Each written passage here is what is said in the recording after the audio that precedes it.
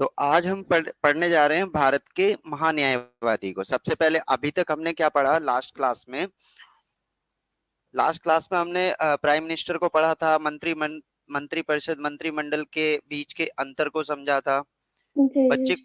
बच्चों को answer writing के लिए हमने दिया था। आप अपना माइक अभी बंद कर लीजिए। तो उसमें सबसे इम्पोर्टेंट पार्ट था कि आप आंसर को किस तरह लिख पाएंगे, कहाँ आपको दिक्कत हो रही है। आप ग्रुप पे, हमारे टेलीग्राम चैनल पे ज्वाइन वहां पे ग्रुप पे पूछ सकते हैं कि कहाँ गलतियां नहीं। जिस तरह से बच्चे लिख के दिखा रहे हैं, तो सबसे पहला स्टेप वो ले चुके हैं कि उन्होंने क्वेश्चन आंसर राइटिंग करना स्टार्ट कर दिया है। तो अब मंत्रिमंडल और मंत्रिपरिषद से आगे चल के हम संवैधानिक निकाय पढ़ेंगे। उसमें सबसे पहला आता है भारत का महान्यायवादी, मतलब attorney general of India.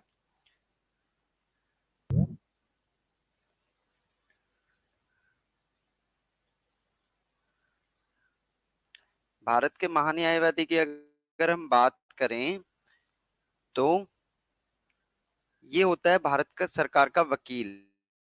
Bharat का, ये हेडिंग डालिए आप, भारत का महान्यायवादी, मतलब सरकार को न्याय दिलाने के लिए जो अदालत में खड़ा रहता है। ये बहुत इंपॉर्टेंट है, इसको हम जानेंगे। ये होता क्या है, मतलब कौन होता है, क्या होता है, इसका काम क्या होता है। देन इसका पर्पस जानेंगे, क्यों रखा जाता है। देन इसके कार्य और शक्तियों के बारे में जानेंगे कि इसके पास शक्तियां क्या होती हैं।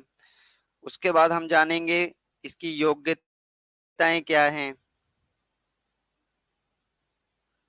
कि किसको हम भारत का महान्यायवादी नियुक्त कर सकते हैं। और हम जानेंगे इसकी पद मुक्ति का प्रावधान, कि पद मुक्ति इसको किस तरह से कराई जा सकती है। तो सबसे पहले अगर आप देखोगे इसको, इंग्लिश में भी आप लिखना, कभी डायरेक्ट ही इंग्लिश में आ जाता है अटॉर्नी जनरल ऑफ इंडिया।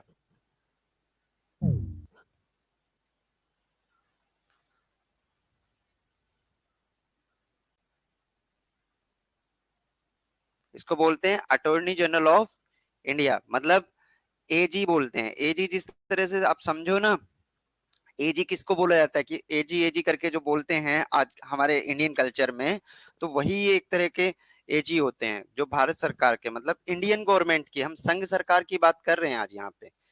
राज्य सरकार के लिए इसी तरह से एक अधिकारी नियुक्त किया जाता है, वो अलग होते हैं। तो यहाँ पे हम अटॉर्नी जनरल के बारे में अगर जाने, तो सबसे पहले आप साथ में लिखते भी रहना कि ये होते कौन है। इनका प्रावधान किया गया है हमारे संविधान में अनुच्छेद 76 में, मतलब अनुच्छेद 76 बोलता है कि भारत का एक महान्यायवादी होगा और भारत के सभी न्यायालयों में इनको सुने जाने का अधिकार होगा। मतलब एक अटॉर्नी जनरल होगा भारत में, और ये सभी न्यायालयों में, मतलब जिस तरह से आपके हाई कोर्ट, सुप्रीम कोर्ट, कहीं भी ये इनको सुना जाएगा। मतलब अगर भारत सरकार के लिए कोई केस गया है या भारत सरकार के लिए कोई वकील कहीं बात करेगा, तो ये as a advocate of Indian government, high court, supreme court, मतलब सभी जितने भी न्यायालय जहां भी भारत सरकार का कोई केस जाएगा, ये वहां पे अपनी बात को रखेंगे, मतलब सरकार के पक्ष को। तो यहाँ पे आपको इसे इस तरह से समझना जरूरी है कि कैसे ये काम करेंगे। सभी न्यायालयों में इनको अधिकार दिया जाता है सुनने का। अब क्या होता है इसमें कि ये वकालत करते हैं भारत सरकार के लिए। अब कौन होंगे, कैसे होंगे, जिस तरह से आपके जो जेठमलानी साहब हैं वो भी रहे हैं, वेणुगोपाल हैं, जो आपके मुकुल रोहतगी भी आपके रहे हैं। तो ये सारे के सारे, जैसे जैसे सरकार रहती है, एक अपना, एक कहते हैं ना, जैसे हमारा फैमिली डॉक्टर होता है, फैमिली एडवोकेट होता है, इसी तरह भारत सरकार का भी एक एडवोकेट होता है। और भारत सरकार का ये एडवोकेट भारत सरकार के लिए हर जगह अपना पक्ष रखता है, सभी न्यायालयों में। ये पर्पस क्यों है, पर्पस क्या है इसका? पर्पस सबसे इंपॉर्टेंट ये है कि अगर देखिए, न्यायालय की एक प्रोसीडिंग होती है। अब किसी मंत्री के लिए कोई वो हुआ या भारत सरकार को अपनी बात सुप्रीम कोर्ट में रखनी है, जैसे कोई भी कोरोना के लिए कोई भारत सरकार से सुप्रीम कोर्ट ने कोई जवाब मांगा, तो उस जवाब के लिए ये जो आपके अटॉर्नी जनरल ऑफ इंडिया हैं, ये जाएंगे और सुप्रीम कोर्ट में या हाई कोर्ट में या किसी कोर्ट में भारत सरकार का पक्ष रखेंगे। ठीक है, भारत सरकार इनको वेतन भी देती है, और इनका वेतन हम सभी चीजों पे जब योग्यता आएंगे तो और इनकी उस पे सभी चीजों पे चर्चा करेंगे, तो इनको समझो कैसे होता है। अब ये जो होगा ये हाई क्लास वकील होता है, मतलब क्योंकि भारत सरकार का पक्ष रखना है। अब जिस तरह से जेठमलानी जी हैं या जिनको भी ये अपॉइंट करेंगे, तो इनको इतनी भारी भरकम पेमेंट तो दे नहीं सकते, पेमेंट का भी तो एक क्राइटेरिया होता है। तो पेमेंट की जगह इन्होंने एक वर्ड किया है पारिश्रमिक करके। तो इन सभी मुद्दों पे हम बात करेंगे कि क्यों पारिश्रमिक वर्ड यूज किया गया है। प्रीलिम्स में कभी क्वेश्चन आ जाए कि इनको वेतन मिलता है या पारिश्रमिक, पारिश्रमिक ही क्यों मिलता है, तो उन सभी चीजों पे हम आज चर्चा करने जा रहे हैं। फिर इनके बारे में लिखिए कि ये आपके जो जितने भी अधिकार हैं, मतलब जो भी ये कार्य करते हैं, ये आपके व्यक्तिगत मामले के लिए नहीं जाएंगे। मतलब अगर किसी मंत्री का कोई व्यक्तिगत मामला कोई कोर्ट में है या किसी भी चीज का ऐसा है, तो उसके लिए पक्ष रखने के लिए ये नहीं जाएंगे। ये जाएंगे केवल और केवल भारत सरकार का पक्ष रखने के लिए। अब भारत सरकार के विरुद्ध ऐसा हो सकता है ना कि कोई केस किसी ने किया या कोई पीआईएल डली, तो सुप्रीम कोर्ट या हाई कोर्ट ने जवाब मांगा, तो वहां पे ये भारत सरकार का पक्ष रखेंगे। ठीक है। अब बहुत सारे क्वेश्चन ऐसे आते हैं इसमें कि ये प्राइवेट प्रैक्टिस कर सकते हैं या नहीं, या जितने भी हैं वन बाय वन करके जैसे बच्चे पूछते रहते हैं, तो मैं सारे क्वेश्चनों का आपका जवाब दूंगा कि किस तरह से प्राइवेट प्रैक्टिस कर सकते हैं, किस तरह से इनको प्राइवेट प्रैक्टिस करने का अधिकार है या नहीं, तो ये ऐसा क्यों होता है। अब इस अब आप एक चीज समझिए कि इनकी जो कार्य शक्ति है, मतलब इनके जो कार्य हैं वो एज ए एडवोकेट ही काम कर रहे हैं सारे। शक्तियां क्या हैं, ये इनको शक्तियां दी गई हैं, इनको जो वेतन मिलता है या इनको काम करते हैं, ये फ्री होते हैं हर तरीके से अपना। कहीं भी आपके महान्यायवादी जो होंगे, महान्यायवादी को आपको लोकसभा में राज्यसभा में दोनों जगह पे आपको इनको बैठने का अधिकार है। भारत सरकार के लिए बात रखने की जिम्मेदारी इन्हीं के ऊपर होती है। ये लोकसभा राज्यसभा की बैठकों में बैठ सकते हैं दोनों जगह पे, लेकिन वहां पे उनकी बैठकों में बैठने के बाद क्वेश्चन आता है कि मतदान करने का अधिकार रहता है नहीं। मतलब बैठक में ये बैठ पाएंगे। दूसरी चीज, मतदान नहीं करेंगे, मतलब मतदान करने का अधिकार इनको वहां पे नहीं होता। ये किसी संसदीय समिति है या कोई भी समिति जिसपे बात चल रही है, तो उस समिति की बैठक में भी इनको बैठने का अधिकार है, लेकिन वहां भी ये मतलब केवल परामर्श देने का अधिकार इनका रहता है। मतलब ये सलाह दे सकते हैं कि इस तरह से काम को किया जा सकता है या इस तरह से नहीं। इनकी योग्यता क्या है, इनकी योग्यता का संविधान में कोई भी मतलब कोई जस्टिफिकेशन नहीं दिया गया है, उल्लेख नहीं किया गया है कि क्या योग्यता होनी चाहिए। तो योग्यता यहाँ पे समय समय पर निर्धारित करती है गवर्नमेंट, संसद आपकी, कि किस तरह से कौन होना चाहिए। तो ये एक्चुअली होते हैं बहुत बड़े वकील। मतलब अब देखिए, अगर हम 2 से 2.5 लाख इनकी पेमेंट जो होती है वो चीफ मतलब जो जस्टिस ऑफ सुप्रीम कोर्ट होता है, जिस तरह से उनको पेमेंट दी जाती है, जितनी इनको भी उतनी ही पेमेंट दी जाती है। अब सपोज करो 2 से 3 लाख रुपए इनको जो पेमेंट मिलती है, वो पेमेंट इतनी नहीं होती कि भाई इनका काम चले, क्योंकि अब ये तो इतने बड़े बड़े वकील होते हैं कि 2 लाख 3 लाख 10 लाख तो एक हियरिंग के लेते हैं। अगर एक हियरिंग ये किसी का केस लड़ रहे हैं, तो सपोज करो अंबानी के केस में गए हैं या कोई बहुत बड़ा टाटा बिरला है उसके केस में गए हैं, तो वहां तो एक हियरिंग के 20-20 50-50 लाख लेंगे। तो यहाँ पे इसीलिए गवर्नमेंट ने क्या किया, गवर्नमेंट ने इनको उन्मुक्ता दी कि ये प्राइवेट प्रैक्टिस कर सकते हैं। ये क्वेश्चन बहुत बार आता है कि ये प्राइवेट प्रैक्टिस कर सकते हैं नहीं, तो इनको उन्मुक्ता दी है कि ये प्राइवेट प्रैक्टिस कर सकते हैं।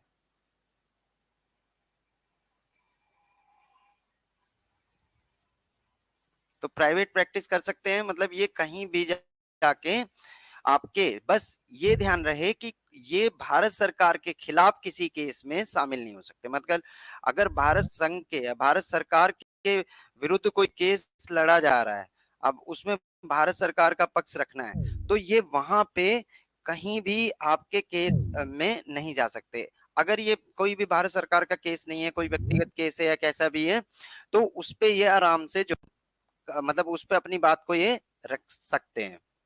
ठीक है।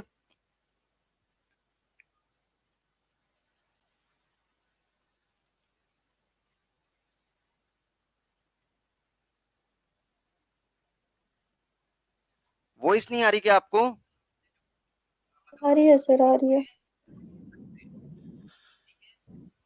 चलिए, अब इसमें आपको पद मुक्ति क्या है? पद मुक्ति ये है कि जब तक सरकार चाहे, मतलब इनकी नियुक्ति कौन करता है? इनकी नियुक्ति का प्रावधान दिया गया है कि भारत का राष्ट्रपति इनकी नियुक्ति करेगा, कि जो भारत के प्रेसिडेंट हैं वो इनकी नियुक्ति करेंगे।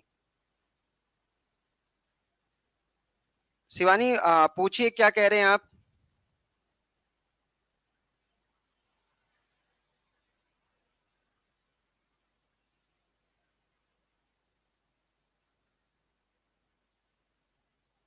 शिवानी कुछ कहना चाह रही हैं?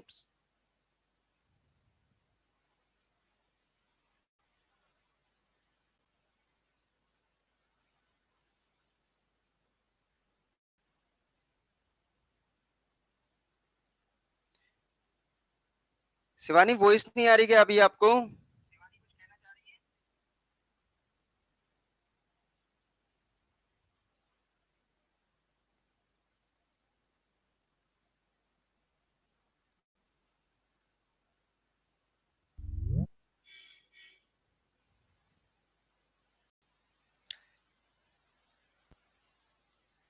चलिए, तो यहाँ पे हम इसकी पदमुक्ति और की जिस तरह से जो नियुक्ति करी जाती है राष्ट्रपति के द्वारा, तो राष्ट्रपति के प्रसाद प्रयत्र ही ये रहते हैं। मतलब प्रसाद प्रयत्र मतलब उनकी जब तक उनका विश्वास है, मतलब जब चाहें इनको तब वो हटा सकते हैं।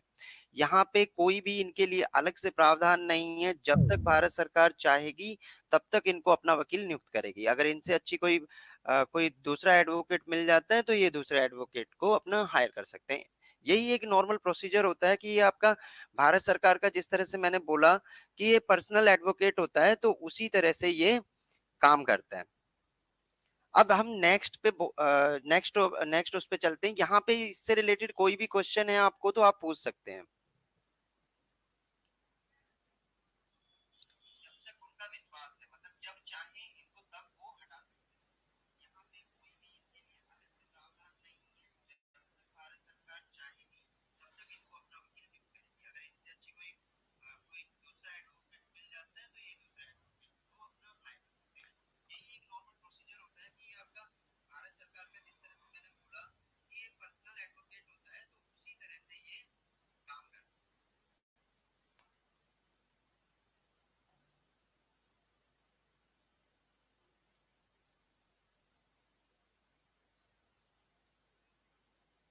शिवू समझ में आया यहाँ तक आपको? हाँ सर, क्लियर है।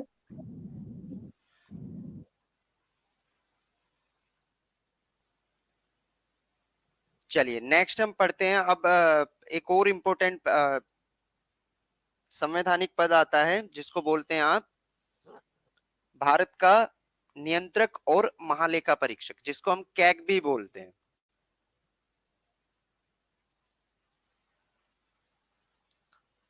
भारत का, देखो ये जो Bharat auditor general of India, controller होता है और ऑडिटर भी होता है।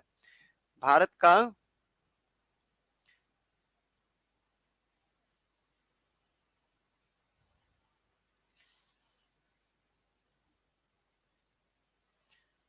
नियंत्रक और महालेखा परीक्षक बोला जाता है इसको।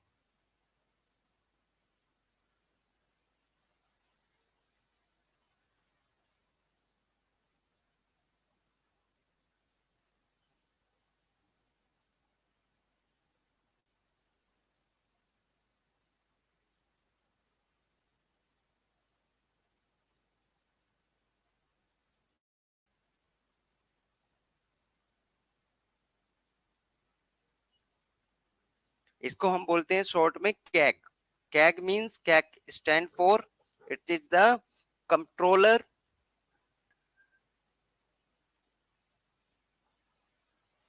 And auditor general of India. मतलब इसके दो काम है, ये आप ध्यान रखिए कौन कौन से, एक तो कंट्रोलर करना और एक ऑडिट करना। किसी भी चीज में अगर आप देखेंगे इनको कैग बोला जाता है, controller and auditor general of India. इनसे रिलेटेड क्वेश्चन आप प्रीलिम्स में और मेंस में यहां देख पाएंगे। और मैं एक क्वेश्चन आपको आंसर राइटिंग आज कराऊंगा जिसमें आपको मेनली सारी चीजें की किस तरह से उस क्वेश्चन को हम लिखेंगे और सभी के सभी में वो क्वेश्चन बन सकता है। तो इसी तरह सबसे पहले इनको हम देखेंगे कि ये होते कौन है।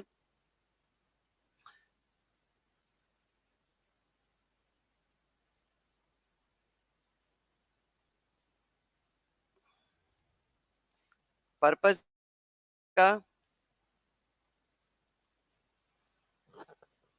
तीसरा हम जानेंगे कि इनकी नियुक्ति नियुक्ति कैसे की जाती है। नियुक्ति के साथ में ही हम जानेंगे कि पदमुक्ति कैसे होती है। पदमुक्ति के बाद में हम जानेंगे इनकी योग्यताएं क्या है, कि मतलब क्या योग्यता होनी चाहिए। नेक्स्ट हम जानेंगे कि किस तरह से ये काम करते हैं। तो सबसे पहले अगर हम बात करते हैं कि controller general of India,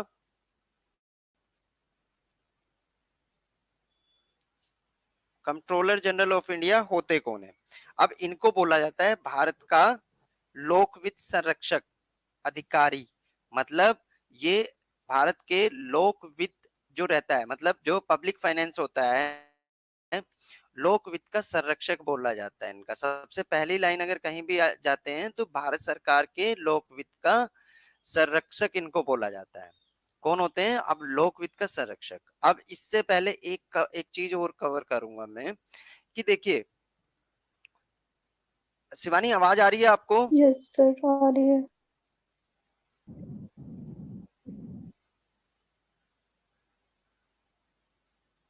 Shivani एक बार अगर आपको आवाज आ रही है तो एक बार यहाँ पे चैट में लिख के बताइए जल्दी से।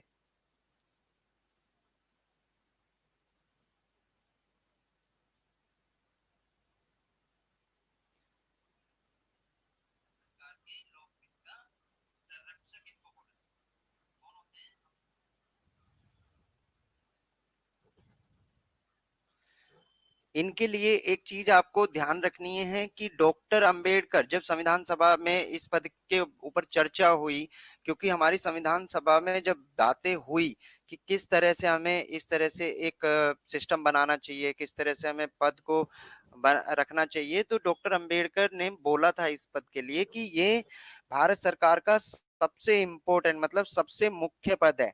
डॉक्टर अंबेडकर ने भी इस पद की कितनी इंपॉर्टेंस समझी होगी, आप समझ सकते हैं कि कैग को भारत संविधान का सबसे इंपॉर्टेंट पद बनाया बताया गया है।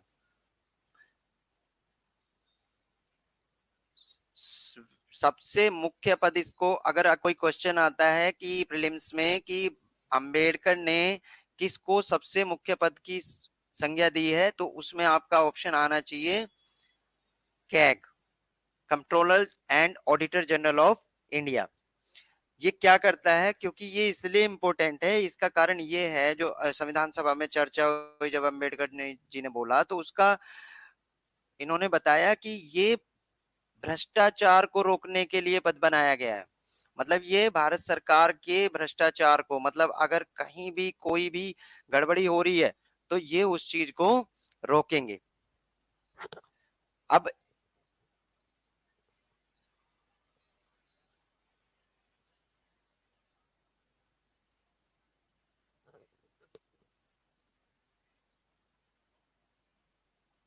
ठीक है, अब आपको समझ में आ गया कि ये होता कौन है, मतलब क्या होता है, पर्पस पे किसके लिए रखा गया, ये भ्रष्टाचार को रोकने के लिए। इनका पर्पस क्या था कि भ्रष्टाचार को रोकने के लिए इनको रखा गया। अब भाई पैसे की जहां बात आती है वहां पे चांसेस हैं कि भ्रष्टाचार हो सकता है। तो भ्रष्टाचार को रोकने के लिए ये पद का निर्माण किया गया। अब इनकी अगर योग्यताओं की बात करें हम, योग्यता क्या होती है एक कैग की, तो इसको मतलब लिखिए आप कि क्या क्या होना चाहिए। कि संविधान में कैग बनने के लिए कोई योग्यता का प्रावधान नहीं है। देखिए महाधिवक्ता के लिए भी नहीं था, और यहाँ पे आपका कि कोई प्रावधान आपके संविधान में नहीं दिया गया है कैग के लिए।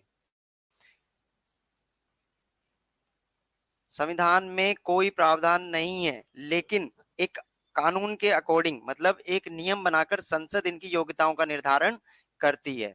संविधान में उल्लेख इसका नहीं है।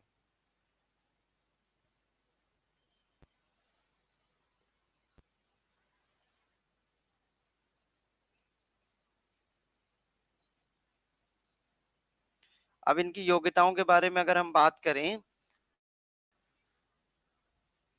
इस तरह से योग्यताएं लिखिए कि योग्यताएं जो आई हैं वो कहां से आई हैं, क्योंकि संविधान में तो थी नहीं, तो कुछ ना कुछ तो प्रावधान इन्होंने किया होगा। तो सबसे पहले एक एक्ट है, मतलब कैग अधिनियम करके इन्होंने पारित किया, मतलब सीएजी एक्ट 1971। 1971 तक कोई भी योग्यता नहीं थी। 1971 में एक संसद ने एक बिल पास किया, और उसमें सबसे पहले बोला कि कैग भारत का नागरिक होना चाहिए, पहली योग्यता।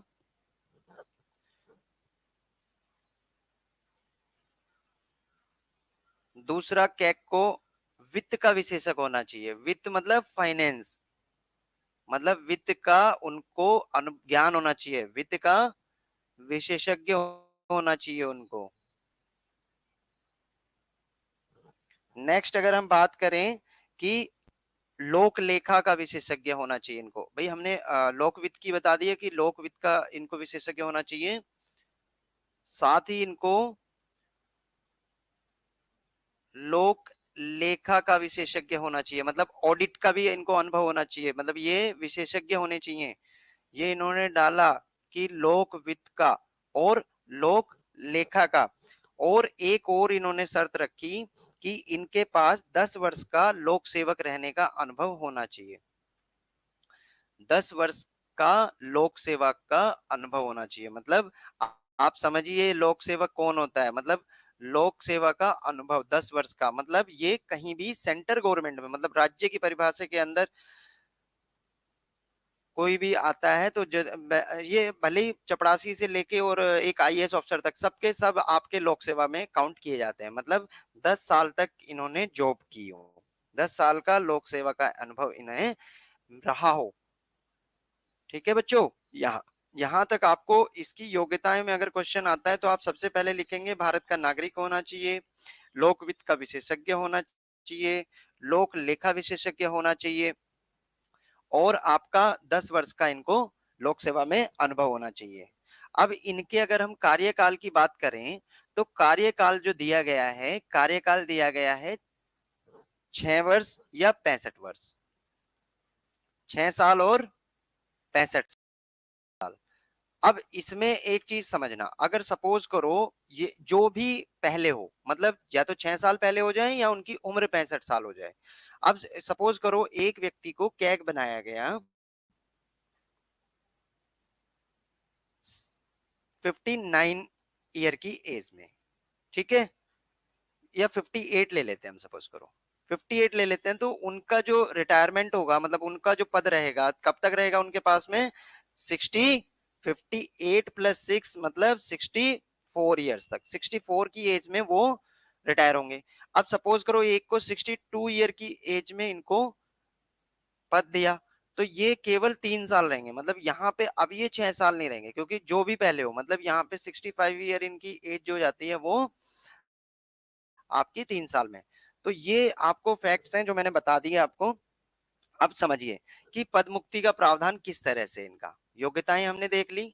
अब देखेंगे हम इनकी पद मुक्ति कि कैग की पद मुक्ति कैसे होती है। इतना आसान नहीं होता ये, ना तो प्रसाद प्रियतर होते हैं, मतलब सबसे पहले लिखें कि इनकी नियुक्ति देखो राष्ट्रपति करते हैं, और लेकिन ये राष्ट्रपति के प्रसाद प्रियतर नहीं होते कि जब भी राष्ट्रपति चाहे तब इनको रखे और वरना निकाल दे। तो ये प्रेसिडेंट के, मतलब राष्ट्रपति के प्रसाद पर्यत नहीं होते हैं।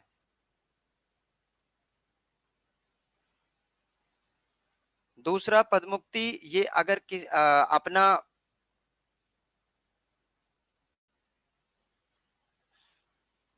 त्याग पत्र प्रेसिडेंट को दे देंगे, अगर इनको बीच में आता है तो त्याग पत्र से अपना त्याग पत्र प्रेसिडेंट को दे देंगे तो भी आपका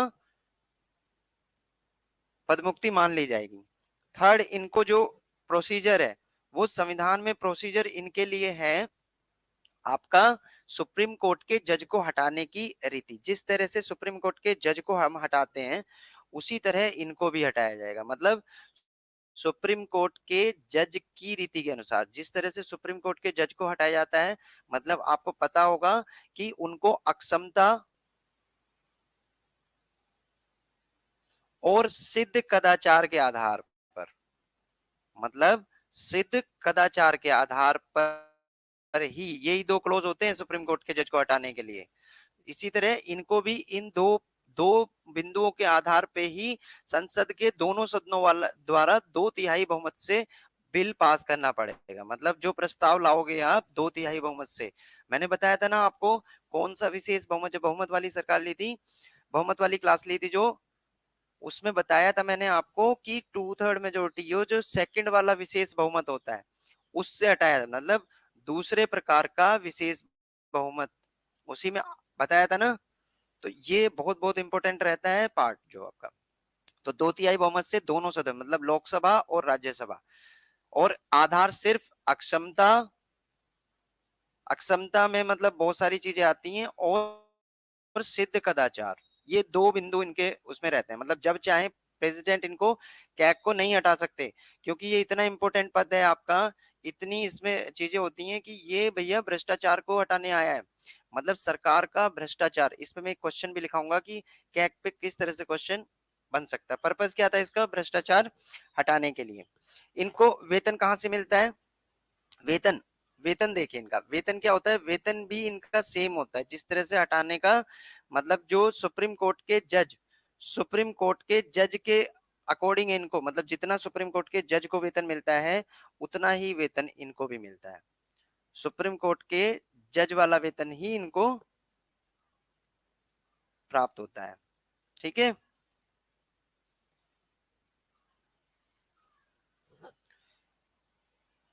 दूसरी चीज क्या है कि इनके वेतन की अगर हम बात करते हैं, वेतन को तब तक कम नहीं, मतलब अगर संविधान ने इनको कुछ संरक्षण भी दिए हैं। अब बात करें कि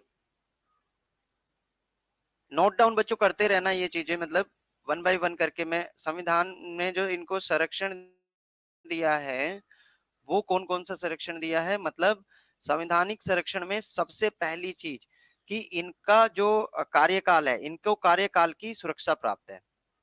मतलब कार्यकाल की सुरक्षा, कार्यकाल की सुरक्षा मतलब ये होती है, जिस तरह से मैंने अभी आपको ये पॉइंट समझाया कि इनको आसानी से जब चाहो तब नहीं हटा सकते, या तो इनकी उम्र पूरी हो या 2/3 बहुमत से बिल पास करना हो अक्षमता और उसके आधार पे।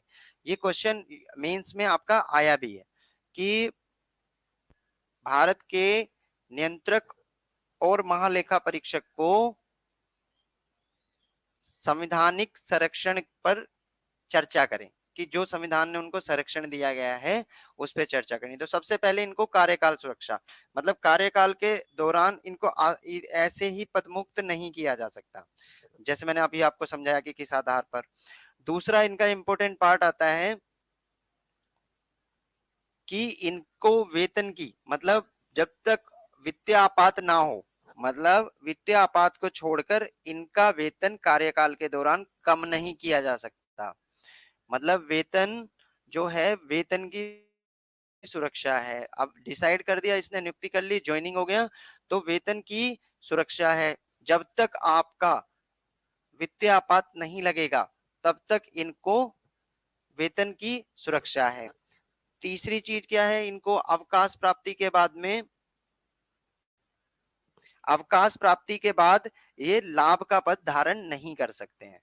मैंने बताया ना लाभ का पद कौन सा होता है, जिस तरह से लाभ 56 पदों को लाभ के पद से बाहर किया गया है, तो लाभ का पद ये धारण नहीं कर सकते हैं। अपने कार्यकाल के बाद में। तो यहां तक बच्चों क्लियर हुआ। अब हम इनकी पढ़ेंगे कार्य और शक्तियां।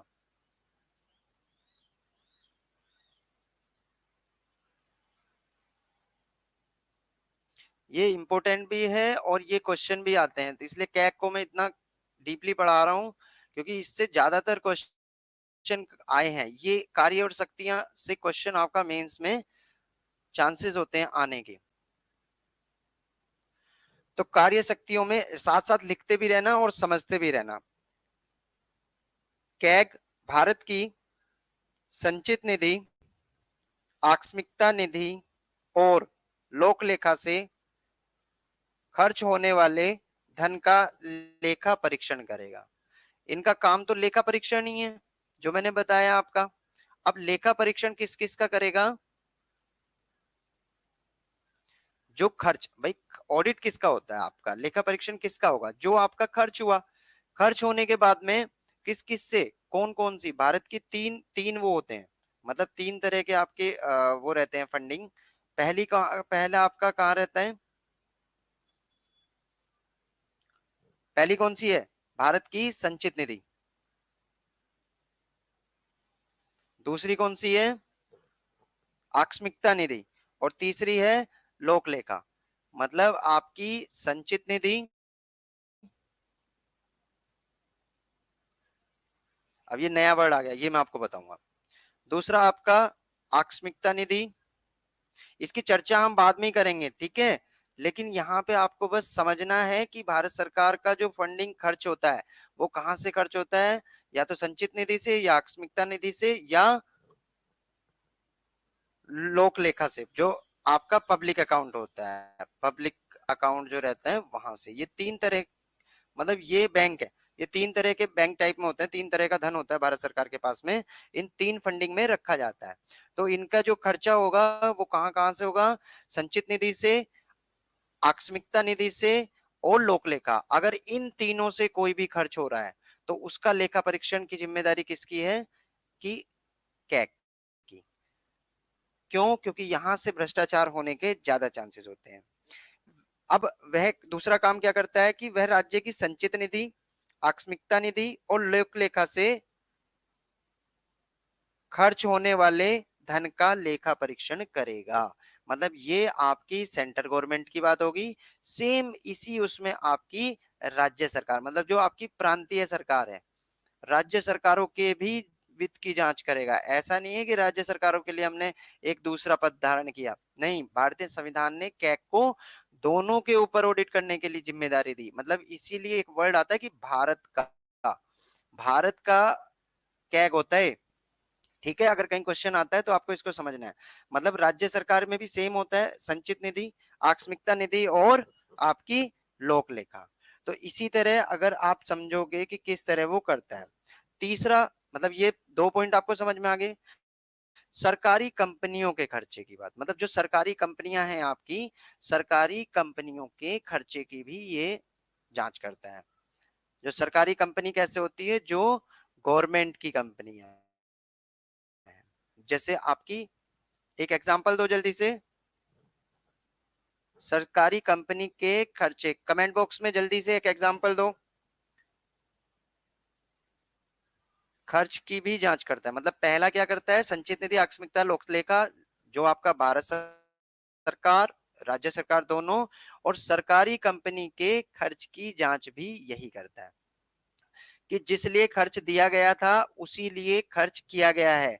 मतलब जो पैसा मिला था, जैसे पॉकेट मनी सपोज करो आपको देते हैं आपके पापा या मम्मी, अगर जिस पर्पज से आपको पॉकेट मनी दी है आपने उसी पर्पज से उसको खर्च किया है, तो आपको वहां पे सही माना जाएगा। मतलब आपने करप्शन नहीं किया। और सपोज करो आपने करप्शन किया, आपने वहां पे, गुड, शिवानी का आंसर आया भेल, बिल्कुल सही है। आपकी जिस तरह से जो आपकी ये कंपनियां है, मतलब गवर्नमेंट की कंपनियां होती हैं, देखो दो तीन तरह की कंपनियां होती हैं। फुल्ली गवर्नमेंट, मतलब उसमें पूरा का पूरा गवर्नमेंट की हिस्सेदारी रहती है। कोई भी कंपनी किस बेस पे होती है? इक्विटी के बेस पे। अब अगर यहाँ पे इक्विटी जो आपकी, इसमें इक्विटी में 51% से ज्यादा हिस्सा गवर्नमेंट का है, या 90% हिस्सा है या 100% पूरा का पूरा अधिकार है, इस तीन तरह की, मतलब 100% पूरा का पूरा अधिकार है तो उसको डायरेक्टली बोला जाएगा ये गवर्नमेंट कंपनी है। ठीक है बच्चों। और अगर किसी में 51% का है, जिस तरह से मतलब चीजों में, या किसी गवर्नमेंट कहीं ना कहीं उसमें हेल्प कर रही है, एक हिस्सा ले रही है, 51% नहीं हुआ। एक आपकी पीएसयूज होती हैं जो पब्लिक सेक्टर अंडरटेकिंग होती हैं, जिस तरह से आपके बैंक्स होते हैं, ये बैंक्स होते हैं स्वायत्त, मतलब स्वतंत्र नहीं होते हैं। स्वायत्त मतलब इनकी रेगुलेटिंग बॉडी एक गवर्नमेंट बनाएगी, ये कार्य करने के लिए स्वतंत्र हैं, अपने नियम बनाने के लिए स्वतंत्र हैं ये सारे। वेरी गुड, बच्चों के आंसर आ रहे हैं बहुत अच्छे आपके। इसी तरह आप समझेंगे तो लिख भी पाएंगे। नेक्स्ट आपका, अब नेक्स्ट है क्या कि क्या ये प्राइवेट कंपनियों का भी कर सकता है? क्वेश्चन आता है दिमाग में कि क्या कैग प्राइवेट कंपनी का खर्च का ऑडिट कर सकता है? जी हाँ, वह ऐसी निजी कंपनियों के खर्च का ऑडिट कर सकता है जिसके साथ राज्य सरकार का मतलब शेयर इक्विटी बट रहे हो, मतलब उनका लाभ दोनों दोनों के हाथ में बट रहा हो। मतलब निजी कंपनी कौन सी? निजी कंपनी वो अगर उनके राजस्व में हिस्से की साझेदारी है गवर्नमेंट के साथ में, निजी कंपनी। अब मैं इसका एग्जांपल देता हूँ बहुत अच्छा, समझो कैसे। कि सपोज करो केजी बेसिन है, मतलब केजी बेसिन में हमें गैस निकालनी है या कोई ऐसा केजी बेसिन से हमें गैस निकालनी है, यहीं से हमें तेल निकालना है, क्रूड निकालना है। अब गवर्नमेंट के पास निकालने के लिए मशीन है, मशीनरी है, संसाधन है, लेकिन गवर्नमेंट चाहती है कि मैं इतना खर्च ना कर पाऊं। मतलब अगर मैं खर्च इतना ना करूं तो हमारा काम चल जाएगा, इतने में ही काम चल जाएगा। तो ये क्या करते हैं, उसका टेंडर दे देते हैं प्राइवेट कंपनी को। कि जैसे यहाँ पे केजी बेसिन का हमने टेंडर दे दिया रिलायंस को। अब रिलायंस पूरा का पूरा वहां पे काम करेगा, उसमें पूरी की पूरी वो प्राइवेट कंपनी उस केजी बेसिन पे गैस निकालेगी, नेचुरल गैस को। बस सरकार क्या लेगी? सरकार उसमें अपना हिस्सा लेगी। वो हिस्सा कुछ भी हो सकता है, 20%, 30% या कुछ भी। मतलब अगर इस कंपनी के राजस्व में से हिस्सा आपको भारत सरकार को मिल रहा है या राज्य सरकार को किसी को मिल रहा है, तो उसमें यहाँ पे ऑडिट किया जा सकता है कैग द्वारा। समझो बच्चों, ये आपको बहुत इंपॉर्टेंट पॉइंट हैं जो आपको समझने हैं। नेक्स्ट, नेक्स्ट फोर्थ पॉइंट कौन है? यहाँ फोर्थ पॉइंट लिखिए, निगम। एक निगम होते हैं, जो निगम होते हैं ना, निगम का लेखा परीक्षण कर सकता है या नहीं? बिल्कुल कर सकता है। कि एक ऐसा निगम, मतलब निगम सभी निगमों का नहीं कर सकता, मतलब निगम का लेखा परीक्षण किया जा सकता है। कैग के द्वारा निगम का लेखा परीक्षण किया जा सकता है यदि संसद ने कानून में प्रावधान रखा हो। जो संसद ने कानून बनाती है ना, कि संसद ने, संविधान बोल रहा है, ये संविधान की वर्डिंग है, कि संसद ने प्रावधान किया हो कानून में। जिस तरह से 1971 का जो 1971 का जो बिल लाए थे, उसमें जो कैग एक्ट 1971 आया था, उसमें अगर संसद ने कहीं भी प्रावधान किया है तो ये इस प्रावधान के लिए यहाँ पे निगम का भी ऑडिट हो सकता है। अब जल्दी से बच्चों इसका रिकैप करते हैं हम, क्योंकि ये रिकैप इसलिए करा रहा हूँ, बहुत इंपॉर्टेंट है। ये लेखा परीक्षण किसका करता है? संचित निधि, आकस्मिकता निधि और लोक लेखा, इन तीनों से अगर कुछ भी खर्चा हो रहा है, 2 रुपए, 1 रुपया या 10 लाख करोड़ रुपए, जितने भी आपके खर्च हो रहे हैं उन सबका खर्चा ये चेक करेगा, ऑडिट करेगा। सेम राज्य सरकार की भी संचित निधि, आकस्मिकता निधि और लोक लेखा से अगर कोई खर्च हो रहा है उसका करेगा। सेकंड, ये सरकारी कंपनियों के खर्चों की भी जांच करेगा। इसकी सरकारी कंपनी मैंने बहुत सिंपल करके बताया कि किस तरह से आपकी इक्विटी में हिस्सा रहता है गवर्नमेंट का, मतलब ये गवर्नमेंट होल्डिंग जो कंपनी रहती है। नेक्स्ट आपका निजी कंपनी, मतलब कोई प्राइवेट कंपनी। प्राइवेट कंपनी कैसी? जैसे केजी बेसिन का अगर एग्जांपल लो आप, तो केजी बेसिन में, ये केजी बेसिन वो नहीं है वो पिक्चर वाली केजीएफ वाली, वही है सेम वैसे। कि अगर वहां पे देखो सोना वो क्या कर रहा था, और यहाँ पे रिलायंस अंबानी बाबा क्या कर रहे हैं, वो भी तो एक नेचुरल गैस, अभी तो एक सोना ही है। मतलब आपको क्या कहते हैं, जैसे क्रूड को बोला जाता है ब्लैक गोल्ड, तो ये भी इसी तरह से। तो अगर यहाँ पे गवर्नमेंट को कहीं ना कहीं राज्य सरकार को या इसमें हिस्सा मिल रहा है कि भैया मेरा हिस्सा है, तो वहां पे ये ऑडिट कर सकते हैं। बच्चों, जिन बच्चों ने अभी तक हमारी ऐप पोनी करी है तो ऐप को इंस्टॉल करिए प्ले स्टोर से प्लीज। और यहाँ पे जिन्होंने अभी तक सब्सक्राइब नहीं किया चैनल, वो सब्सक्राइब भी करिए। रेगुलर क्लासेस आपको मिलती रहेंगी। अब समझिए कि किस तरह से, अब हमने इतना बड़ा भारी भरकम वर्ड यूज किए थे, और एक निगम वाला भी आपको समझ में आ गया कि अगर कानून संसद ने कानून में डाला है कि इस निगम की जांच कर सकता है तभी, तो समय समय पर संसद इसमें संशोधन करती रहती है या करेगी। तो यहाँ पे संसद अगर निगम का प्रावधान डालती है तो ही ये ऑडिट कर सकते हैं। ठीक है बच्चों, अब नेक्स्ट समझो।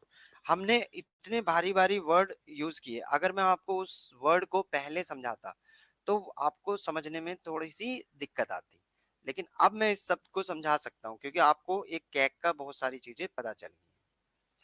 ठीक है, तो इसमें सबसे पहले दो वर्ड से मिलके बना है, एक अकाउंटिंग बनी है और एक ऑडिटिंग बनी है।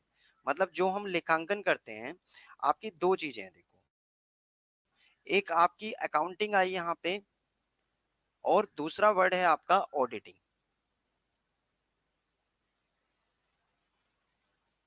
ठीक है, एक आपका बही खाता होता है, मतलब अकाउंटिंग को क्या करते हैं हम, बही खाता बोलते हैं। मतलब जिस तरह से आप किसी दुकान में या अपने घर का भी बजट बनाते हैं ना, कि भाई हम इतना खर्चा करेंगे, हम इतना ऐसे करेंगे, हम ये करेंगे, तो इस तरह से जिस तरह से आपको अकाउंटिंग में आप अपना बही खाता बनाते हैं, बही खाते को बोलते हैं लेजर। मतलब जब आप अपना बही खाता बनाते हैं, उसी तरह से उसका एक ऑडिट भी होता है। मतलब आपने भैया, कंपनी कोई भी है या भारत सरकार कुछ भी रहेगी कि मेरा इतना खर्च हुआ पॉकेट मनी से, तो जब आप बही खाता बनाएंगे, भाई बही खाता कौन सा काम हो गया, ये आपका पूर्ववर्ती काम हो गया। मतलब सबसे पहले, मतलब खर्च करने से पहले, जब तक खर्च नहीं किया है आपने पैसा कि इतना खर्चा करना है, हमने बजट बना लिया, भाई घर का बजट होता है ना कि आपके 2,000 बिजली का बिल, 3,000 दूध वाले का, 1,000 आपको यहाँ देना है। तो इसी तरह सरकार भी अपना बजट बनाती है, बजट पेश करती है ना कि हम इतना खर्च करेंगे, तो वो सारा का सारा अकाउंटिंग होगा। ठीक है, अब दूसरा काम क्या हुआ, ऑडिटिंग का। ऑडिटिंग का काम क्या हुआ, इसका पश्चातवर्ती, मतलब यहाँ पे ये आपका पश्चातवर्ती, मतलब बाद में, जैसे ही आपका मतलब बही खाता हो गया, खर्चा हो गया, काम आपका हो चुका है, उसके बाद में ये काम करते हैं किसके लिए, ऑडिटिंग के लिए। मतलब ऑडिटिंग होता है एक तरह की वित्तीय दृष्टि से जांच, कि आपकी जांच हो रही है आपकी। ठीक है, तो यहाँ पे हमने क्या ये आपका पश्चातवर्ती होगा,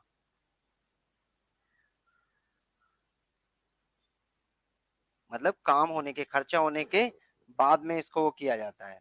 अब नेक्स्ट नेक्स्ट लिखिए, संचित निधि, आकस्मिकता निधि और आपकी क्या होती है। संचित निधि, तीन वर्ड देना आपके, यहाँ पे मैं आपको थोड़ा ही समझाऊंगा, जब बजट पढ़ाऊंगा और चीजें बताऊंगा तब मैं आपको इसको कवर करूंगा। एक संचित निधि है, एक आकस्मिकता निधि है, और तीसरी आपकी लोक लेखा है। ठीक है, ये तीन वर्ड्स होते हैं, इन तीनों को थोड़ा सा ध्यान से समझिए कि पैसा कहाँ से खर्च होता है। ये तीनों के तीनों किसके हैं, ये तीनों के तीनों भारत सरकार के, मतलब भारत सरकार का होता है संचित निधि, जहां पे आपका नॉर्मल खर्चे जितने भी, मतलब आपके जैसे कहते हैं ना कि राष्ट्रपति का वेतन संचित निधि पे भारित है, इस तरह से। मतलब यहाँ से अगर पैसा निकालना है आपको संचित निधि से या कुछ भी करके, इसमें आपका वोटिंग का प्रावधान है। जिस तरह से बजट कोई भी विनियोग करना है तो संसद में आपको उसको विनियोग विधेयक उसका पास कराना पड़ेगा। आकस्मिकता निधि क्या है, ये इमरजेंसी फंड है। सपोज करो हमें कुछ मतलब 5,000 करोड़ रुपए चाहिए, कोई कोरोना के लिए कोई ऐसी इमरजेंसी आ गई जैसे केदारनाथ कांड या कुछ भी, तो उसमें इतना टाइम नहीं है कि ये वोटिंग कराएं। तो यहाँ पे आपका की आकस्मिकता निधि से, ये राष्ट्रपति के अंडर में होती है कि यहाँ से प्रेसिडेंट से हम पैसा मांग लेते हैं, गवर्नमेंट जो होती है, ले लिया हमने, खर्चा कर दिया, और बाद में जब सब नॉर्मल हुआ तो ये बिल पास करा के यहाँ पे इसमें दोबारा से इसमें भर दिया इसको, खाते को। ठीक है, मतलब ये जिस तरह से हमारा, जैसे घर की लेडीज जो होती है ना, वो इमरजेंसी फंड बना के रखती हैं, जब उनके हस्बैंड का सारा खर्चा हो जाता है, मतलब अब उन्हें जरूरत रहती है कि कहीं से पैसा नहीं मिल रहा, तब ये काम आता है, तब इसको वो यूज करते हैं। ठीक है बच्चों, यहां तक आपको समझ में आया?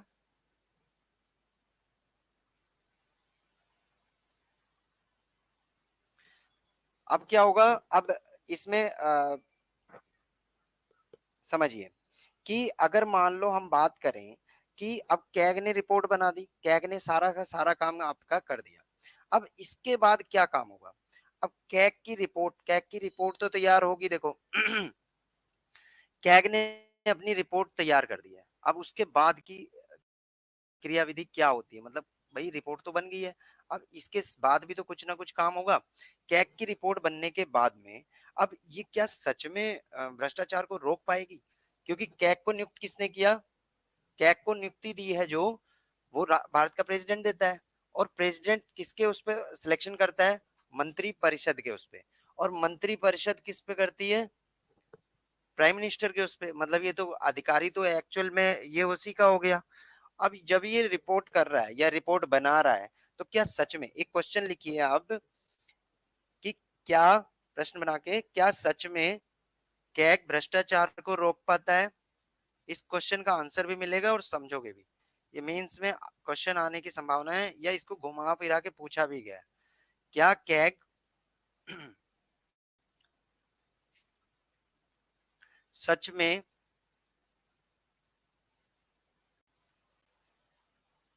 भ्रष्टाचार को रोक पाता है?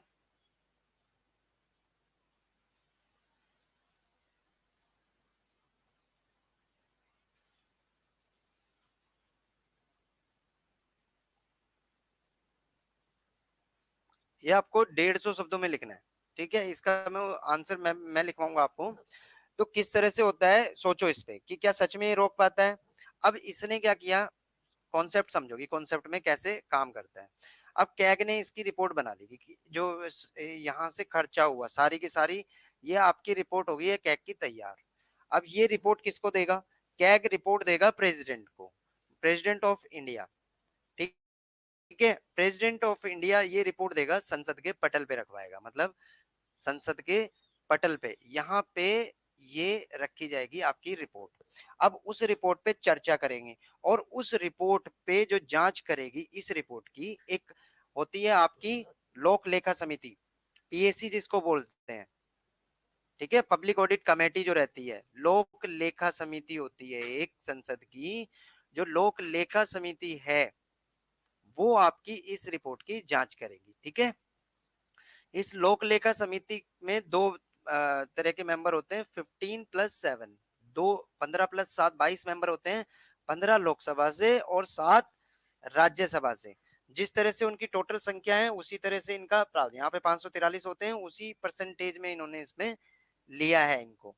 ये जांच करेंगे, और इसका जो हेड होगा, इसका हेड होता है विपक्ष। मतलब जो सिस्टम बनाया गया है ना बच्चों, वो बहुत प्यारा बनाया गया है।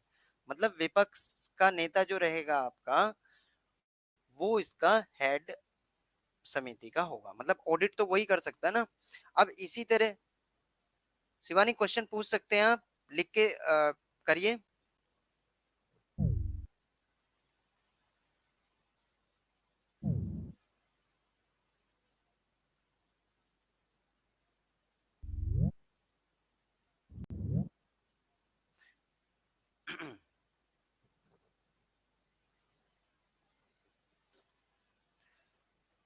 आप क्वेश्चन पूछ सकते हैं, टाइप करके लिखिए, या ऐप पे अगर हैं तो आप डायरेक्ट भी पूछ सकते हैं।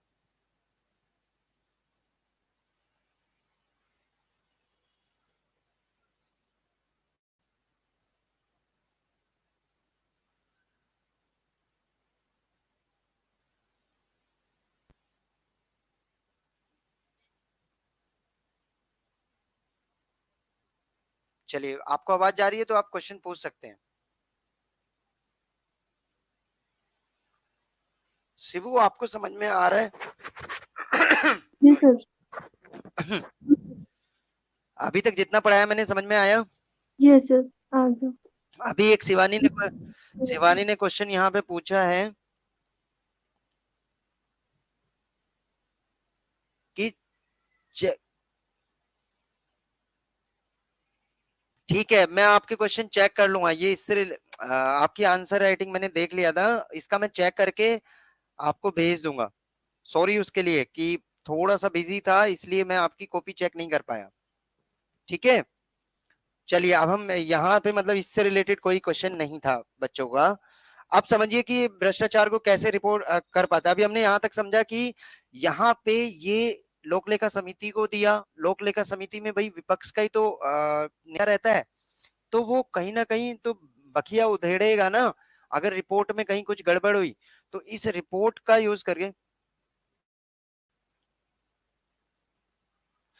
कोई बात नहीं, आपका कैमरा मैं सबका स्विच ऑफ कर देता हूं अब मैं, कोई दिक्कत नहीं है उसमें। आप ऐप से भी ज्वाइन कर सकते हैं, यहाँ पे भी ज्वाइन कर सकते हैं, जहां पे आपको कंफर्टेबल मिले। मेन पर्पस है बच्चों की मैं आपको पढ़ा पाऊं। देखो कितना भी कष्ट हो, कितना भी कुछ हो, मैं भी कोशिश करता रहूंगा, आप भी कोशिश करिए, है ना।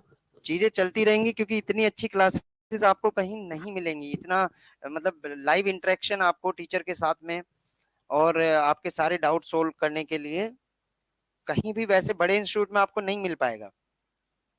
और मैं अपना अनुभव अपना वो तो शेयर करता ही हूँ। अब समझिए कि इसमें जैसे क्या सच में भ्रष्टाचार को रोक पाएगा, मतलब इसका अगर उत्तर बात करें तो भाई ये कहीं ना कहीं तो चलो प्रेसिडेंट को दिया, संसद संसद तो पूरी की पूरी बखिया उधेड़ेगी ना चीजों की। और लोक लेखा समिति जो इसका ऑडिट करेगी वो भी कहीं ना कहीं विपक्ष का नेता है, और उसमें 7 मेंबर राज्यसभा से और 15 मेंबर लोकसभा से हैं। तो कहीं ना कहीं ये सही में अगर कोई रिपोर्ट ऐसी होती है तो उस पर बात होगी। इसीलिए कैग को एक बोला गया है, मतलब कैग के लिए एक स्टेटमेंट आया है कि ये जो कैग होता है आपको ये पीएससी की हेल्प करता है ना, पीएससी को रिपोर्ट देता है, पीएससी के लिए सारा काम, पीएससी संसद में जो लोक लेखा के लिए सारा काम कर रही है, तो ये उसका मित्र भी है, दार्शनिक भी है, और आपका पथ प्रदर्शक भी है। पथ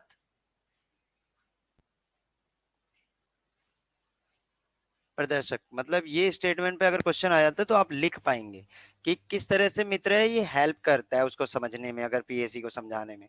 क्योंकि पीएससी में तो इतने मतलब वित्त विशेषज्ञ और ये नहीं होते, क्योंकि नेता ही होते हैं, उनके जो सचिव होते हैं वो उन चीजों को सारे को समझाते हैं। फिर इसको रास्ता भी दिखाता है, जिस तरह से विनोद राय कैग थे, तो कोयला घोटाला या सरकार के बहुत सारे मतलब बड़े से बड़े स्कैम को इन्होंने लाया है। अगर कैग सच में ये इतना बड़ा संवैधानिक पद है जो अंबेडकर की अगर हम बात करें, कि अगर ये सच में अपना काम सही तरह से ये करते हैं तो भ्रष्टाचार पर अंकुश लगाया जा सकता है, भ्रष्टाचार को बच्चों रोका जा सकता है। आप समझिए इसकी उसमें चीजें में। तो ये एक बार एक पैराग्राफ लिखिए इस क्वेश्चन से रिलेटेड, मैंने आपको समझाया कि प्रत्यक्ष तय कैग भ्रष्टाचार पर नियंत्रण नहीं लगा सकता, कैग भ्रष्टाचार पर नियंत्रण नहीं लगा सकता, नहीं लगा सकता है, लेकिन व्यवहार में व्यवहार में दो कारणों से भ्रष्टाचार पर रोक लगा सकता है। नेक्स्ट पैराग्राफ में कैग की रिपोर्ट कैग की रिपोर्ट के आधार पर समाज सेवी संगठन पीआईएल डालते हैं, समाज सेवी संगठन पीआईएल डालते हैं, और न्यायालय में भ्रष्टाचार पर कार्यविधि की जा सकती है। ये आपका निष्कर्ष होगा लास्ट में, मतलब आपने पूरा ये आंसर पहले इस तरह से लिख दिया, फिर लास्ट में कहेंगे कि प्रत्यक्ष से तो ये इस पे अंकुश नहीं लगा पा रहा, लेकिन व्यवहारिक स्तर पर जब इसकी रिपोर्ट जाती है तो पीएससी इस पे क्वेश्चन उठाती है। और इस पे जितने भी जब क्या होता है, रिपोर्ट को जो कैग की रिपोर्ट को पब्लिक किया जाता है, जनता के सामने रखा जाता है, पूरा समाचारों से मीडिया उसका ट्रायल करती है, जनता अगर जागरूक है जनता क्वेश्चन करती है, और उस पे इनको कहीं भी क्वेश्चनिंग होती है तो उस आधार पर कैग से मतलब सरकार को कटघरे में खड़ा किया जा सकता है, क्वेश्चनिंग हो सकती है। ठीक है बच्चों। अब नेक्स्ट इसमें आगे लिखिए ये एक तरह की जनता की अदालत हो जाती है। भारत में लोकतंत्र और नियतकालिक निर्वाचन की व्यवस्था है। भारत में लोकतंत्र और नियतकालिक निर्वाचन की व्यवस्था है। जब कैग की रिपोर्ट सार्वजनिक की जाती है तो मीडिया के द्वारा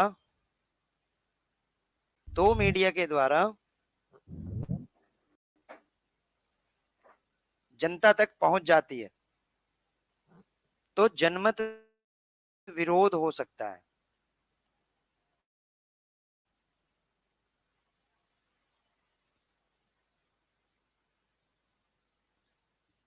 भाई जब जनता के सामने रिपोर्ट गई, ठीक है, तो वहां पे जनता भी जागरूक है और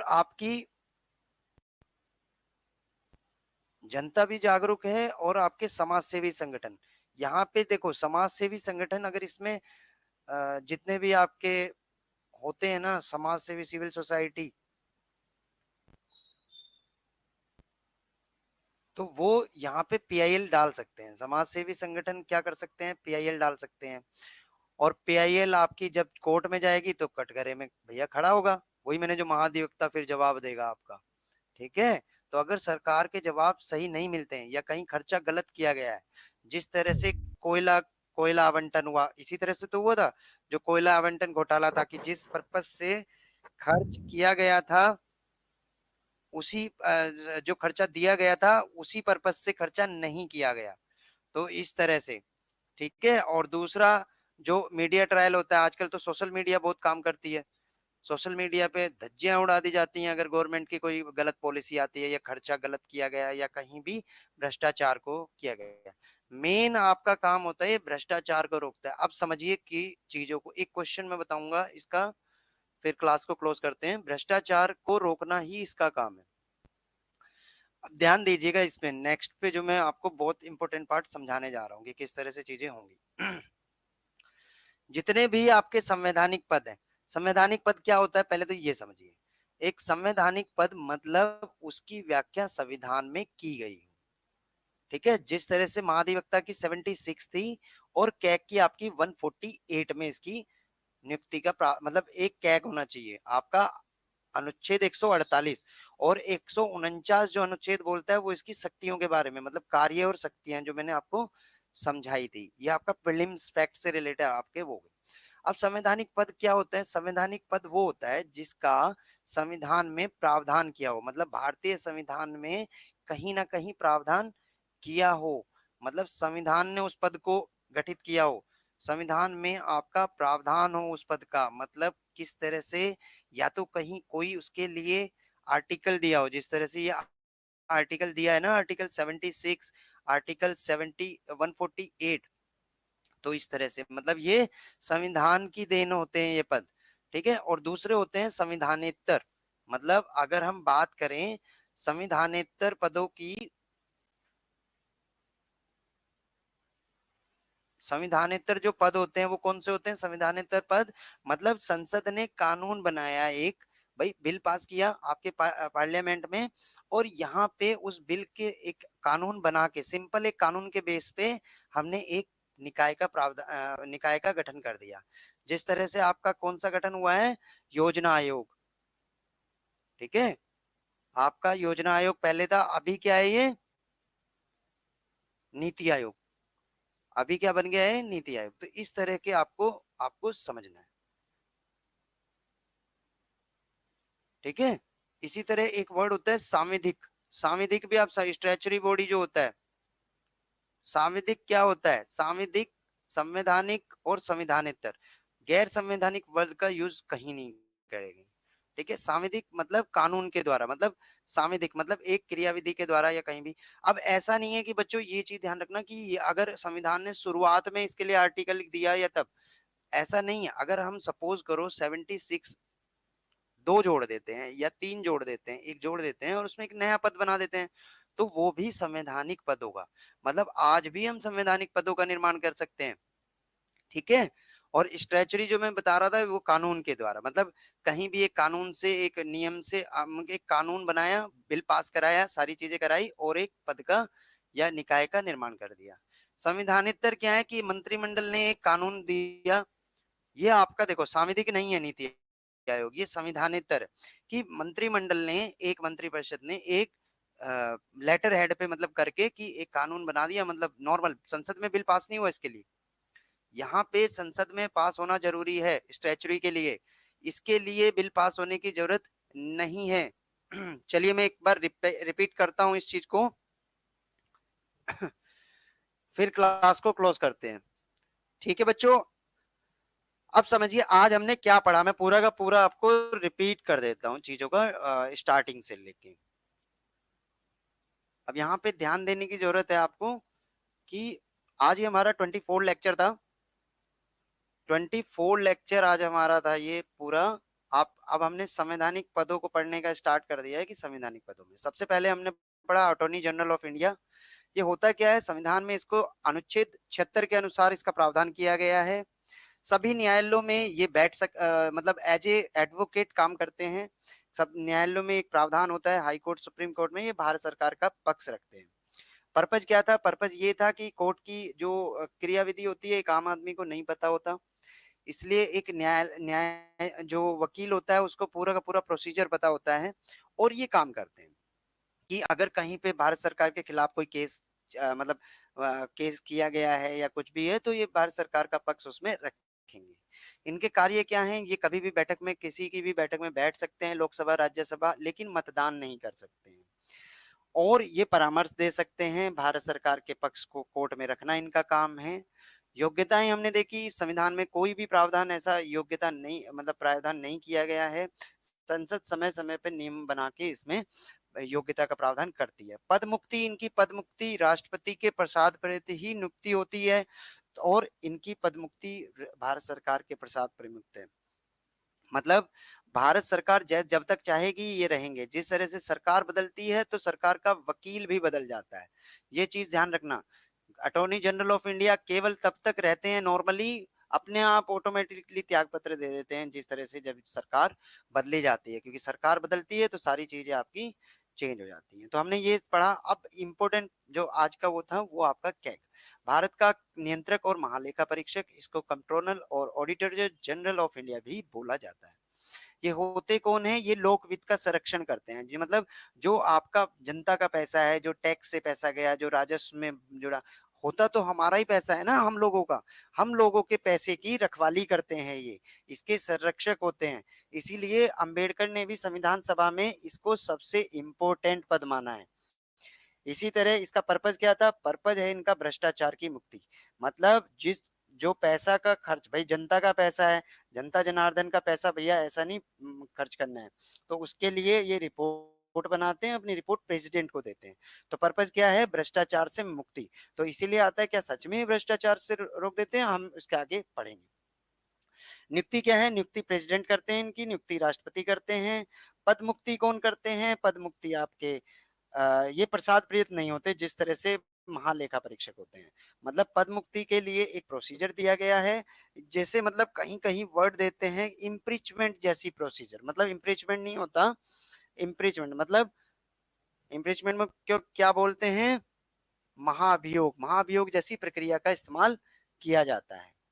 उसमें क्या होता है, अक्षमता और उसके आधार पे, अगर हम आगे देखेंगे यहाँ पे कि योग्यताएं क्या थी इनकी, योग्यताओं का निर्धारण अगर बात करें, ये भारत का नागरिक होना चाहिए, लोक वित्त का विशेषज्ञ होना चाहिए, लोक लेखा का अनुभव होना चाहिए, मतलब ये बही खाता भी बना लें और ये उसका ऑडिट भी कर लें, और 10 वर्ष किसी सेवा में ये इन्होंने अनुभव, 10 साल का।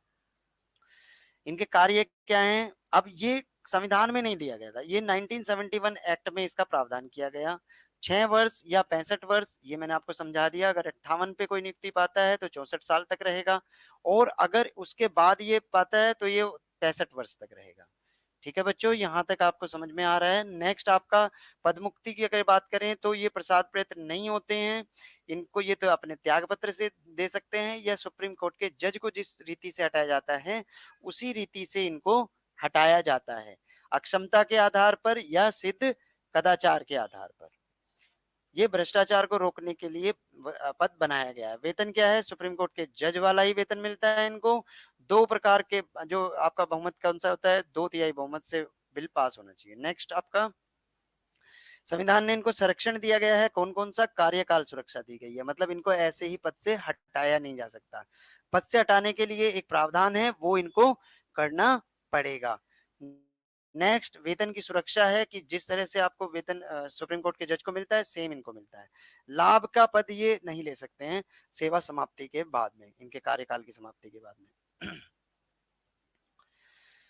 कार्य और शक्तियों की बात करें तो ये लेखा परीक्षण करते हैं। लेखा परीक्षण किसका करते हैं, लेखा परीक्षण करते हैं ये भारत की संचित निधि से खर्च होने वाले पैसे का, आकस्मिकता निधि से खर्च होने वाले का, और लोक लेखा से। इसी तरह ये राज्य सरकार के भी अगर उससे खर्च हुआ है तो उससे करते हैं। सरकारी कंपनी के खर्च की जांच करते हैं। सरकारी कंपनी में जिस तरह से शिवानी ने बताया कि कौन कौन सी होती हैं, इक्विटी का मैटर रहता है कि कितनी इक्विटी, ये निजी कंपनियों के भी जांच कर सकते हैं अगर उसमें भारत सरकार का या किसी राज्य सरकार का हिस्सा राजस्व में, प्रॉफिट में बनता है तो। केजी बेसिन का मैंने एग्जांपल दिया कि केजी बेसिन सरकार अपने संसाधनों का इस्तेमाल ना करते हुए भी हिस्सा कमा रही है, ठीक है। फिर ये निगम के लिए भी कर सकते हैं। अब निगम कैसा होगा, निगम का अगर प्रावधान संसद ने किया है, जिस तरह से कोई भी निगम होते हैं उन निगम की जांच करने का, ठीक है। ये कार्य आपने समझ लिए यहाँ पे। अब हमने थोड़ा सा समझा अकाउंटिंग को और ऑडिटिंग को।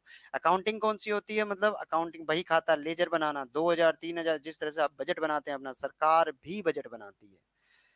फिर ये पूर्ववर्ती काम है बही खाता बनाना, पैसे के खर्च होने के बाद में पश्चातवर्ती काम होता है जो ऑडिटिंग कहा जाता है।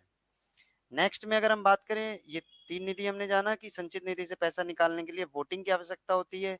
आकस्मिकता निधि मतलब इसको बोला जाता है इमरजेंसी फंड ऑफ इंडिया, इसको कंसोलिडेट फंड ऑफ इंडिया, ये पब्लिक फंड होता है, ठीक है। तो इसमें क्या होता है, इसमें से कभी कभी बहुत इमरजेंसी आती है, इसमें से हम 5,000 करोड़ पैसा निकाल लिया, फिर उसी को हमने बाद में क्या किया, जब हमारा काम हो गया तो हमने यहाँ पे वोटिंग करके विनियोग विधेयक से इसमें पैसा दोबारा से फिल कर दिया। फिर आपकी कैग की रिपोर्ट, लोक लेखा में सारी की सारी जो आपका राजस्व जनरेट होता है, ये सारा का सारा मतलब पब्लिक फंड की तरह ये काम करता है। इसको मैं नेक्स्ट मतलब एक क्लास में पूरी की पूरी क्लास होगी तब हम इसकी पूरी चर्चा करेंगे। की रिपोर्ट बनी, कैग की रिपोर्ट, अब ये क्या सच में भ्रष्टाचार को खत्म करता है उसको समझो। एक रिपोर्ट बनी है भाई, रिपोर्ट इसने प्रेसिडेंट को दी है। प्रेसिडेंट को देने के बाद में प्रेसिडेंट ने संसद के पटल पे रखवाई। जिस तरह संसद के पटल पे रखी, अब ये काम स्टार्ट हो जाता है लोक लेखा समिति। समिति एक होती है लोक लेखा समिति, जिसमें 15 सदस्य लोकसभा से, 7 सदस्य राज्यसभा से, मतलब इसको बोलते हैं पब्लिक ऑडिट कमेटी। इसमें जो हेड होता है वो, इसका अध्यक्ष जो होता है वो विपक्ष का नेता होता है, मतलब सच में इसकी जांच अच्छी तरह हो सकती है। तो कहा जा सकता है कि कहीं ना कहीं इसका ये भ्रष्टाचार को रोकने का, क्योंकि कैग कैग जब थे विनोद राय जी, उन्होंने बहुत सारे भ्रष्टाचार को निकाला। उन्हीं की रिपोर्ट के आधार पर आप ये देखो सत्ता का परिवर्तन हो गया और बीजेपी जैसी पार्टी को मौका मिला। तो चीजें अगर सही तरह सच्चे मन से अच्छी तरह क्रियाविधि से करी जाएं तो चीजें बहुत बेहतर उसमें होती हैं। तो अगर कैग का काम ये होना चाहिए, देखो रिपोर्ट सही रिपोर्ट दे तो चीजें सही तरह से काम हो जाती हैं। दूसरी, जब रिपोर्ट जाती है उसको पब्लिक किया जाता है जनता के पास, आजकल तो सोशल मीडिया ऐसे ऐसे प्लेटफॉर्म है वहां पे चीजें पता चलती हैं, तो वहां पे जनता ट्रायल करती है अपना। मीडिया अलग से ट्रायल करती है, सोशल मीडिया अलग से ट्रायल करती है। दूसरी चीज, कुछ समाज सेवी संगठन है, अगर उनको लगता है तो वे पीआईएल भी दायर करते हैं। और कोर्ट में तो आपको बताइए, कोर्ट में बखिया उधेड़ी जाती है अगर कहीं भी भ्रष्टाचार हुआ है। हमारे न्यायालय पर हमें भरोसा रहना चाहिए, ये बहुत अच्छा काम करता है और कहीं ना कहीं भ्रष्टाचार पर अंकुश लगाने का काम भी करता है।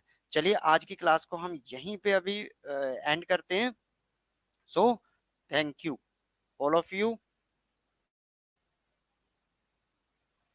यहाँ पे एक मैसेज मिला है, ज्योग्राफी का टेस्ट लेना है कल का। जी ज्योग्राफी का ही लूंगा, ये 1 बाय 1 हर वीक में चेंज होगा आपका, तो आपका रिफ्रेशमेंट भी रहेगा और चीजें मतलब वो होंगी।